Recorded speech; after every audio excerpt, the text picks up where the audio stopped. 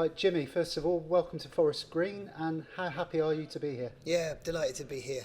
Really exciting project, forward-thinking football club, great ethos, and yeah, delighted to be here. Yeah, you're going to be predominantly focused with the academy, but with a bit of the first team as well. Can you sort of tell us a bit more about your role? Well, it's leading the professional development phase. Hopefully, getting more kids into the first team. Club's delighted with Vaughan and Harvey. Obviously, just getting their pro contracts, and we just want to see more of it. We want the club to be a club where there's a pathway, where kids will get opportunities if they're good enough. If you're good enough, you're old enough is sort of the thinking, and there will be opportunities here for players if they're good enough. So hopefully I can bridge that gap for the gaffer and get players into his first team that go on and produce for the first team. You bring a raft of experience from working at Stoke City. Can you talk us through your time at Stoke? Listen, Stoke was a fantastic club, great academy. Just starting to see the fruits of a lot of labour now, and a lot of hard work, sort of turning that around, getting players through.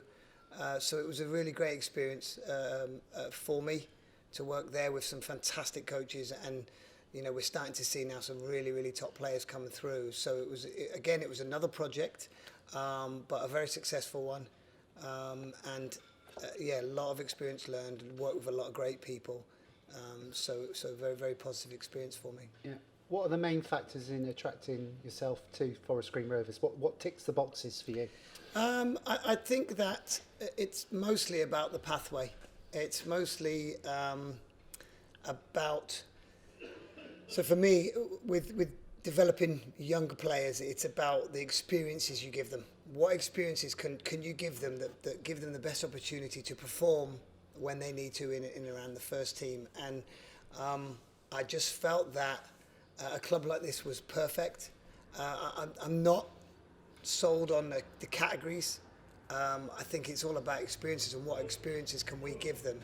And I think that there's going to be great experiences for the young players here, training with the first team, in and around it, being able to see it, the manager coming and watching youth games, being involved, and a real sort of close environment.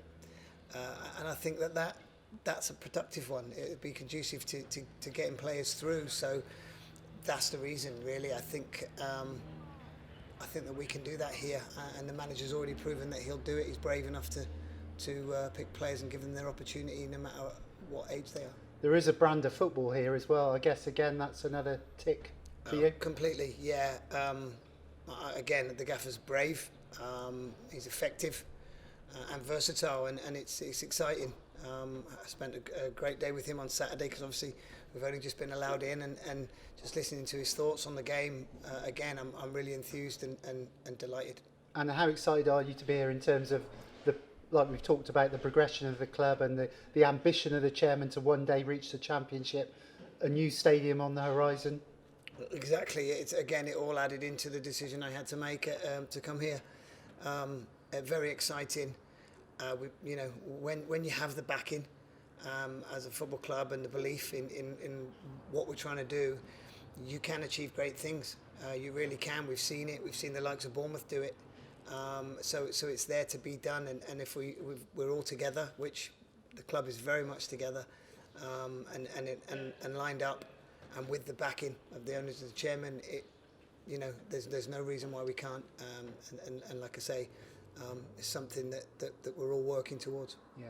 When you drive through the stadium, the sign into the stadium is another way. It's very much that way with the club. Have you learnt much about the off-pitch stuff that we do here? Yeah, I have. I've had a lot of time to with the lockdown, being at home, and make sure that that sort of I'm on board with everything, which I am. It's in a nutshell, it's about being responsible. We're responsible human beings for the planet, for each other.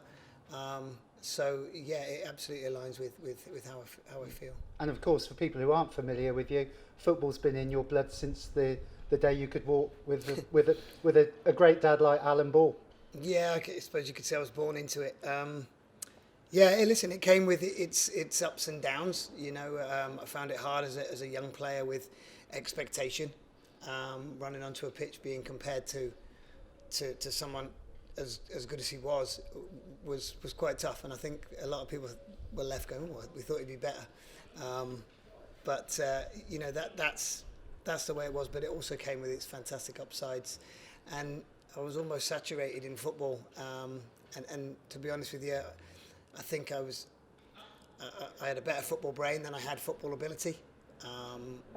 You know, so I could see everything, I understood everything, and I think that's the reason when my career didn't quite work out, I was straight into coaching, because, like I say, I could see it all. I just probably my feet weren't quick enough to do it. So, and with that sort of background and being saturated by it, and you know, every conversation was about it. There was, you know, people throughout my whole life. I was surrounded by greats, and probably without knowing it, maybe subconsciously, just taking in a lot of information. So, very privileged in that respect, and he was a great man and a great friend, which was what we were. You know, towards the end of his life, we were great pals. A great sense of humour, great character. I'm very proud of him. And I guess to you, he was just dad, but to people like myself growing up, it's Alan Ball, the 1966 World Cup winner. Incredible. Yeah, and you know, he was just my dad, and he could have been a bin man, a bricklayer, a postie. It wouldn't have made any difference. You know, he was a good person, great to be around, great company, and yeah, a very lucky boy. A mentor as well, really? Yes, he tried sort of not to be, because he wanted me to be my own man and make my own way and make my own decisions. So he tried to allow me to do that. But yeah, I'd always pick his brains, and I'd always sort of be seeking his approval, and you know, what about this, what about that. He was very tough on me, I won't lie, but he knew the challenges I had ahead, and probably saw my lack of ability. Early on, he was the one who really told me I wasn't quite going to be quite good enough in his opinion, you know, and that was the sort of honesty we had. He was able to do that. He didn't sort of sugarcoat it. He said, look, you can see it, and I get that, but you're probably just not going to have that quality at the top level. So, yeah, no, absolutely a mentor. And in a lot of ways, it must be symbiotic with Mark Cooper. Mark Cooper having a dad, Terry Cooper, Oh, yeah. another England legend. Another great player, so yeah. you have that sort of similar thing going. Yeah, I do. Yeah, we've never spoke about it. It wasn't ever been a part of the conversation. It's something we've both grown up with, sort of, as well. So, yeah, I'm sure some of his thoughts around it are similar. You know, it was a different era. Yeah. Probably dads and parents in general are a bit tougher. But you know, to be honest, we haven't had that conversation yet. But I'm sure there'll be some similarities. Going back to the youth setup, it's early days so far, but do you like what you see with the squads that are here? Of course, today's been our first day training. Really, it's been social distance, so it's just been really technical and a bit of physical. But no, the kids have got a great attitude, which is massively important. They seem to have good standards of behaviour and respect, and great attitude. So I'm looking forward to how far we can take them. Hopefully, we get a few more people on the pitch here, and everybody in the academy will be working hard to that end. Yeah, it's predominantly a rugby area, really, Gloucestershire with the Gloucester Rugby's, but it's a case of trying to attract players to Forest Green when you've got other clubs on your doorstep. Like you, a lot of people automatically turn to West Brom, for instance. Right. Well, I think we've got to put a programme in place that attracts players. We've got to show a pathway, and that's what I'd say to any parent looking at football clubs. Don't look at what category it is and all the sort of decoration and glitz and this and the other. Look at your pathways, because you can go into a Cat 1 and not even sniff the first team or even meet the manager for 3 or 4 years. You know, look at somewhere where the kids are going to get experiences, be around men, be around the manager, and be given opportunities to experience the things that they're going to need to experience early. Yeah.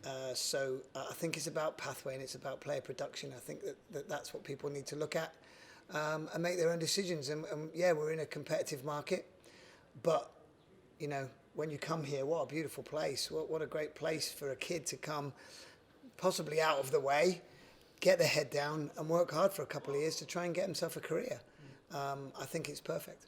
Yeah, and you mentioned that pathway. We only have to look back to the last 2 years with Jordan Stevens into the first team and then a move to Leeds. And now to the Premier League. Yeah, of course. And that's what, that's what we want to continue to do. As a club where we are, we might see some of our young players go, but as long as it's the right business for the club, and as long as we keep as an academy growing and improving and producing, then hopefully it will be seen as a one of the places to go for a young kid, where they will get opportunities to play men's football and experience first team training and that level at an early age, rather than sort of being one of many in a big football club. They can come to a place where they can touch the first team, they can be around it, they can be part of something very tight, which is what we hope to do.